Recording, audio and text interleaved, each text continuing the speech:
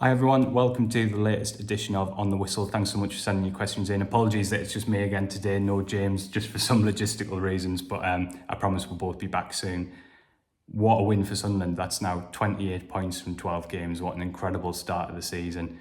And for me, I thought today was the most complete performance they've produced. I think at different times this season, we've seen them show every part of the game that you want to see, but never at the same time. So we've seen really resilient defensive performances like at Luton. We've seen really good counter-attacking. We have seen it at home. We've seen them sort of blow teams away with a spell of pressing, with a spell of really good football. Today I thought they were able to put it all together. You know, I thought some of the football was as good as anything we saw under Tony Mowbray. The little sort of interplay down the right-hand side with Roberts, the way the midfield three kept passing it through the press. It was a real sort of treat to watch. And at the other end, they barely gave up a chance. And OK, Oxford might not be the strongest opponent that Sunderland will face all season, but they're not to be taken lightly. They've drawn the last 5 games. They got draws with Burnley and West Brom in that time. So I think for Sunderland to exert such complete control over the game is something that's really exciting, and it's maybe the first time that I've actually gone, hang on, are we looking at a genuine promotion contender here? Of course, there's still a lot of football to be played, but I think to see them play at that level for 90 minutes was so exciting. A few of you mentioned in the comments about, would have been nice to see them be more ruthless in the first half, and I can certainly understand that point of view. But I think you've also got to say that was an exceptional all-round performance. I never really felt Sunderland were in danger. So I think you just have to give a lot of credit to Lebreeze and the players. What exciting time this is.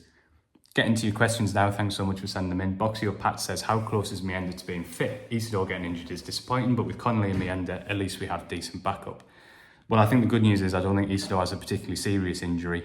Speaking to Lebreeze after the game, I asked him about that, and he said it was just an impact injury. It's not a muscle problem.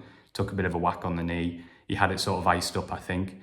They'll obviously have to wait and see how it settles, see if there is any damage early next week, but he was moving okay after the game. He seemed fairly comfortable. You may have seen he was dancing and singing with the fans, which I think is a positive sign. So we shouldn't rule him out for QPR yet, not by any stretch. Meander will be fit for the next game. He could have been involved today. Lebreeze just felt it wasn't sensible to include him because there's always a high risk with a muscle injury of recurrence. He knew he had Isidore and Connolly. He didn't feel he needed to push Meander, and he now feels with another week of full training, he'll just be in a perfect position, A, to be fully fit and make an impact, and to avoid the risk of a recurrence. On that note as well, Anthony Patterson, I asked Lebreeze about, he said again, it's only a little injury. I think at this stage he probably is a doubt for QPR, but he's definitely not ruled out, so really encouraging on that front. And credit to Simon Moore, who I didn't think had loads to do today, but what he did, I thought he did really professionally. There was one dangerous counter where he swept up, ran off his line, cleared it. His handling was good. I think that was a big tick for him as well, and obviously he'll take a lot of confidence from his clean sheet. So yeah, hopefully Boxio Pats, that covers all that off.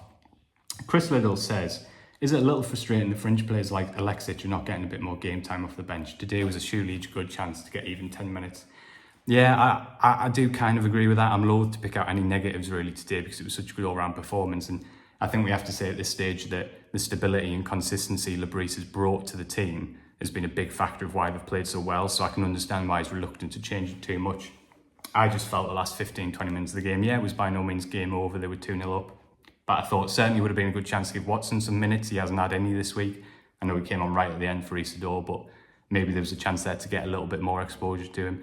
Alexic again, maybe you could have got him on for a few minutes towards the end just to give him a feel of the stadium. Maybe that's one slight disappointment from the day, but I find it, I'm loath to criticise Lebreeze when the team's doing so well, but I kind of get your point, Chris. I certainly think Watson, I maybe would have liked to have a bit of a run at those tiring Oxford legs for 15, 20 minutes more, but I think we can let Lebreeze off, can't we? Ian says, are we now going to be happy with just a playoff place finish? Yeah, I think we have to be, don't we?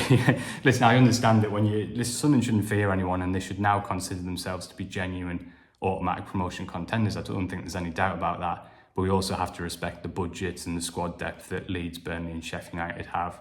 So I still think to finish in the playoffs would be a good season and a fantastic return and not to be sniffed at.